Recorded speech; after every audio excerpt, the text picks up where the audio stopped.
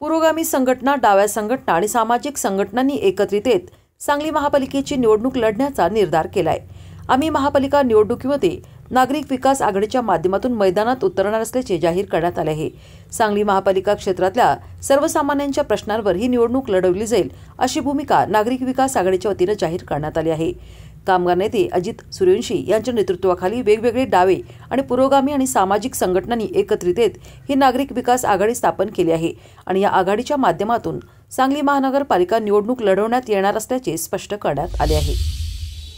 आज आम्ही या सांगली, मिरज आणि कुपवाड शहराच्या विकासाच्या दृष्टीने गेले 7 निवडणुकांच्या मध्ये जे घडलं नाही आणि जे घडणं आवश्यक होतं ते सत्ताधारी पक्ष, मग त्या काँग्रेस असेल, राष्ट्रवादी असेल किंवा आणखीन भाजप असेल, या सगळ्यांच्या सत्ता होऊन गेल्या, परंतु त्याच्यामध्ये शहराचा विकास आराखड्याप्रमाणे काम झालेलं नाही।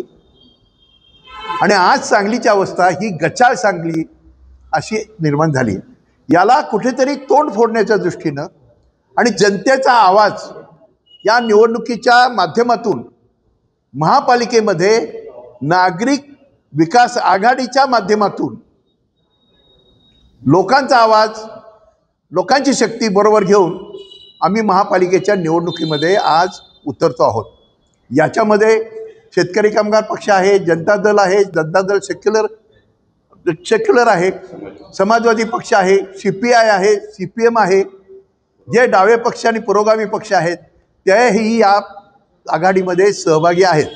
आणि या सगळ्यांच्या ताकदीवर आणि जनतेच्या ताकदीवर जे या शहराचे मूलभूत प्रश्न आहेत, ड्रेनेजचा प्रश्न आहे, पाण्याचा प्रश्न आहे, स्वच्छतेचा प्रश्न आहे, रस्त्यांचा प्रश्न आहे, महापालिकेमधला झालेला भ्रष्टाचार आहे आणि ह्या सगळ्या भ्रष्टाचारामुळं आणि आज महापालिकेमध्ये कॉन्ट्रॅक्टच्या माध्यमातून नगरसेवकांनी कॉन्ट्रॅक्ट घेऊन ही जे शहराची जी वाट लावलेली आहे त्याच्या विरोधामध्ये सर्वसामान्य नागरिक आज बोलायला लागलेला आहे।